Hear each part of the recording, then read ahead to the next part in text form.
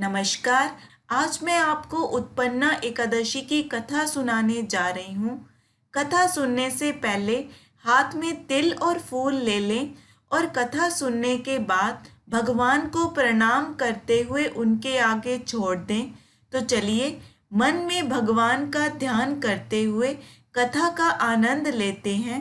एक बार अर्जुन ने भगवान श्री कृष्ण से पूछा, हे जनार्दन, एकादशी व्रत की क्या महिमा है? इस व्रत को करने से कौन सा पुण्य मिलता है? इसकी विधि क्या है? सो आप मुझे बताने की कृपा करें। अर्जुन के ये वचन सुन भगवान श्री कृष्ण ने कहा, हे अर्जुन, सर्वप्रथम हेमंत ऋतु के माघशीस माह में कृष्ण पक्ष की एकादशी का व्रत करना चाहिए। दशमी की संध्या को दातुन करनी चाहिए और रात्रि को भोजन नहीं करना चाहिए। एकादशी को प्रातः संकल्प नियम के अनुसार कार्य करना चाहिए। मध्याह्न को संकल्प पूर्वक स्नान करना चाहिए। स्नान से पूर्व शरीर पर मिट्टी का लेप लगाना चाहिए। स्नान के बाद मस्तक पर चंदन का तिलक लगाना चाहिए। चंदन लगाने का मंत्र इस प्रकार है, अशव क्रांते रथ क्रांते विष्णु क्रांते वसुंधरे उधरतापी वराहेन कृष्णेन शत बाहुना मृतके हर में पाप यन्मया पूर्वक संचितम त्वचा हतेन पापेन गच्छामि परमान गतिम। स्नान के उपरांत धूप दीप नैवेद्य से भगवान की पूजा अर्चना करनी चाहिए। रात्रि में दीप दान करना चाहिए। ये सभी सात्विक कर्म भक्ति पूर्वक करने चाहिए। रात में जागरण करते हुए श्री हरि के नाम का जप करना चाहिए तथा किसी भी प्रकार के भोग विलास या स्त्री प्रसंग से सर्वथा दूर रहना चाहिए। हृदय में पवित्र एवं सात्विक विचारों को ही स्थान देना चाहिए। इस दिन श्रद्धा पूर्वक ब्राह्मणों को दान दक्षिणा देनी चाहिए और उनसे अपने पापों की क्षमा मांगनी चाहिए। धार्मिक जनों को शुक्ल पक्ष और कृष्ण पक्ष की दोनों एकादशियों को एक समान समझना चाहिए।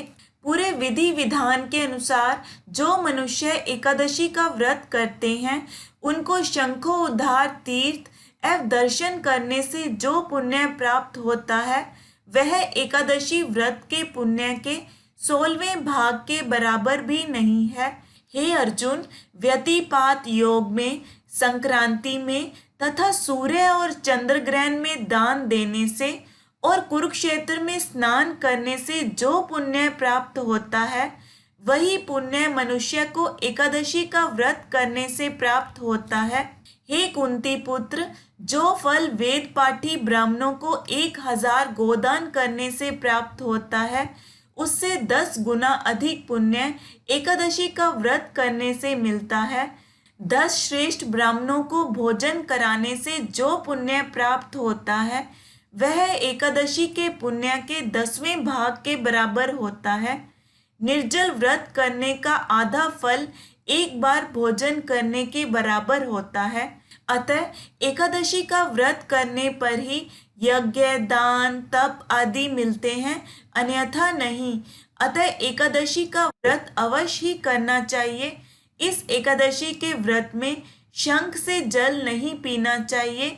मांसाहार तथा अन्य निरामिष आहार का एकादशी के व्रत में सर्वथा निषेध है।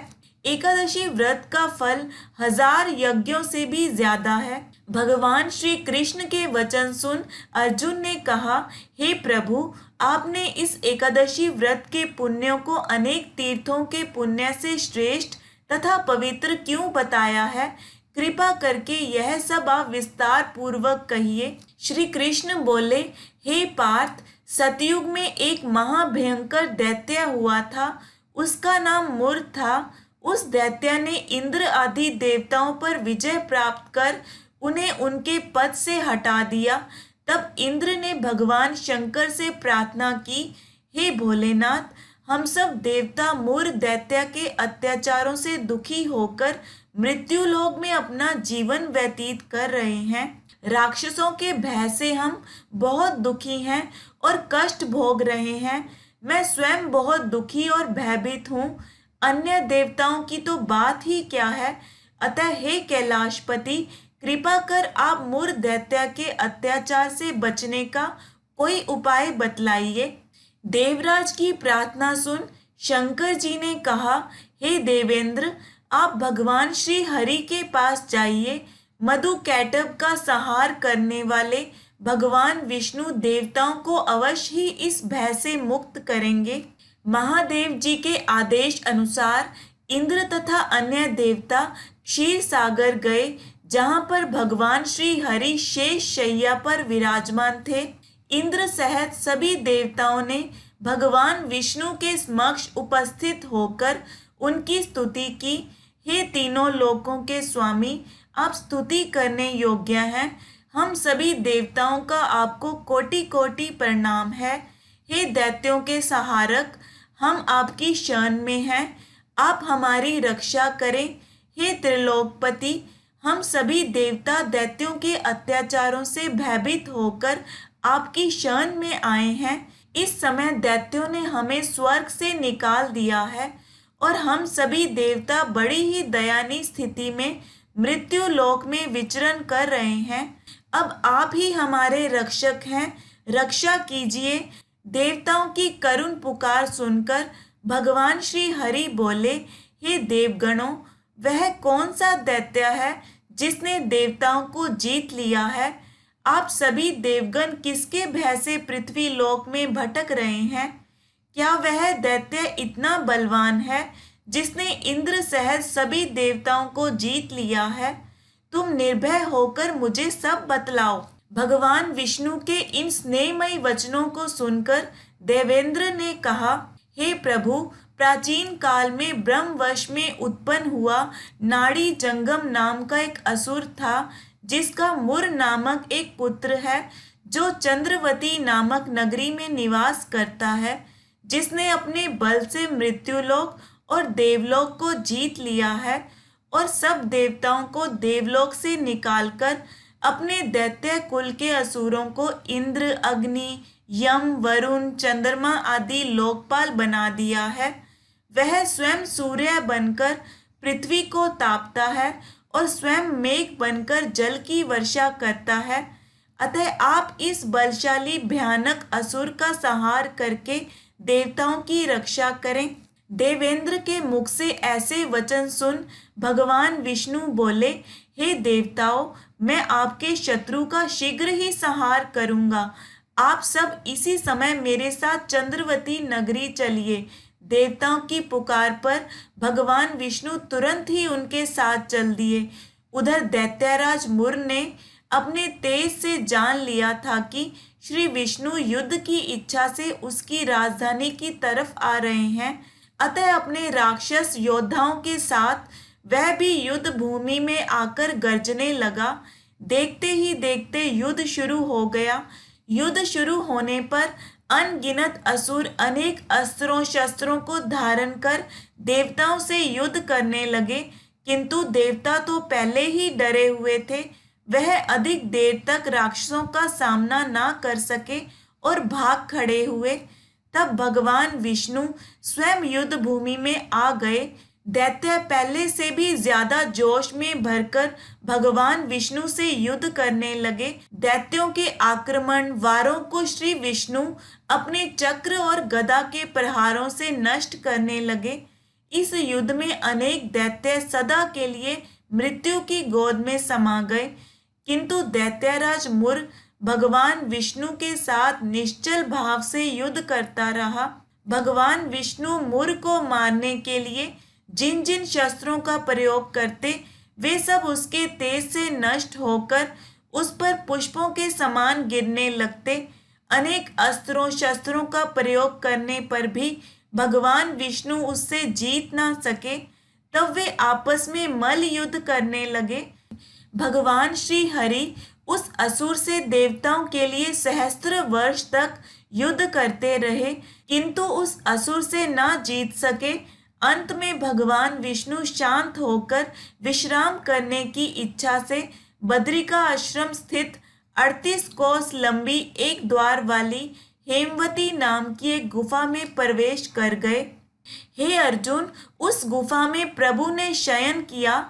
भगवान विष्णु के पीछे पीछे वह दैत्य भी चला आया था।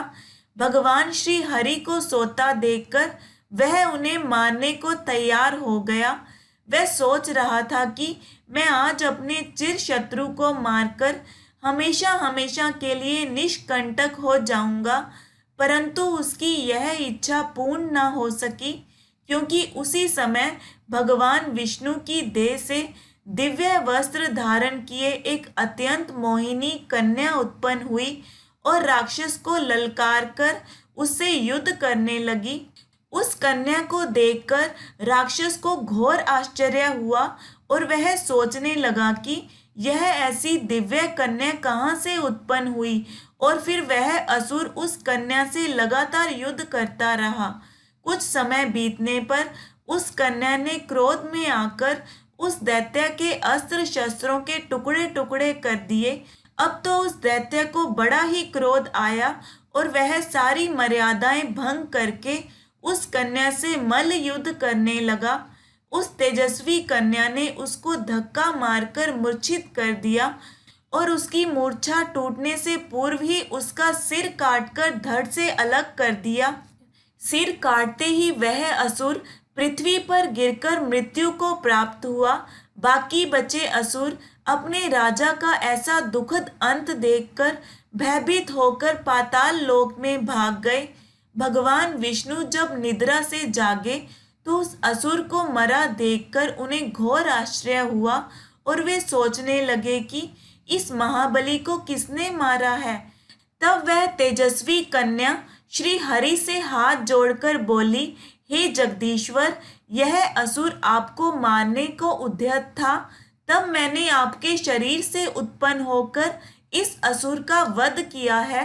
कन्या की बात सुन भगवान बोले, तुमने इस असुर को मारा है, अतः हे कन्या, मैं तुमसे अत्यंत प्रसन्न हूँ।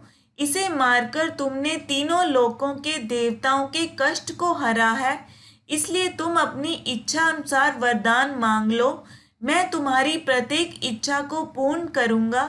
भगवान की बात सुन कन्या बोली, हे प्रभु, मुझे यह वरदान दीजिए कि जो भी मनुष्य या देव मेरा व्रत करे उसके सभी पाप नष्ट हो जाएं और अंत में उसे स्वर्ग लोक की प्राप्ति हो। मेरे व्रत का आधा फल रात्रि को मिले और उसका आधा फल एक समय भोजन करने वाले को मिले। जो श्रद्धालु भक्ति पूर्वक मेरे व्रत को करे वे निश्चय ही वैकुंठ लोक को प्राप्त करे। जो मनुष्य मेरे व्रत में दिन तथा रात्रि को एक बार भोजन करे वह धन धान्य से भरपूर रहे। कृपया करके मुझे ऐसा वरदान दीजिए। भगवान श्री हरि ने कहा, हे कन्या, ऐसा ही होगा।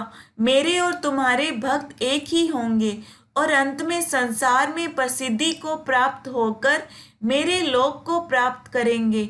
हे कल्याणी, तुम एकादशी को पैदा हुई हो, इसलिए तुम्हारा नाम भी एकादशी हुआ, और क्योंकि तुम मेरे अंश से उत्पन्न हुई हो इसलिए संसार में तुम उत्पन्ना एकादशी के नाम से जानी जाओगी। तथा जो मनुष्य इस दिन व्रत करेंगे उनके समस्त पाप समूल नष्ट हो जाएंगे। तुम मेरे लिए अब तीज, अष्टमी, नवमी और 14 से भी अधिक प्रिय हो। तुम्हारे व्रत का फल सभी तीर्थों के फल से भी महान होगा।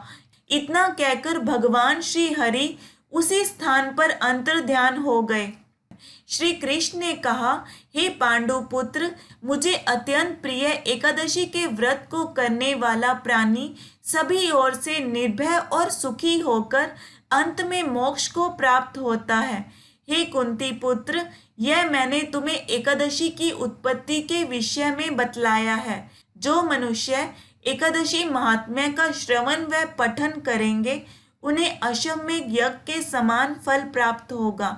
कथा का सार है कि एकादशी भगवान विष्णु की साक्षात शक्ति है। जिस शक्ति ने देवताओं के कष्ट को हरकर उन्हें सुख दिया है वह प्राणी मात्र को क्या नहीं दे सकती। सुख, समृद्धि, शांति और मोक्ष समस्त सुख सहज ही प्राप्त हो जाते हैं। आइए मिलकर बोलते हैं भगवान विष्णु का ये मंत्र। शान्ताकारं भुजगशयनं पद्मनाभं सुरेशं विश्वधारं गगनसदृशं मेघवर्णं शुभांगं लक्ष्मीकान्तं कमलनयनं योगिभिर्ध्यानगम्यं वन्दे विष्णुं भवभयहरं सर्वलोकैकनाथम्।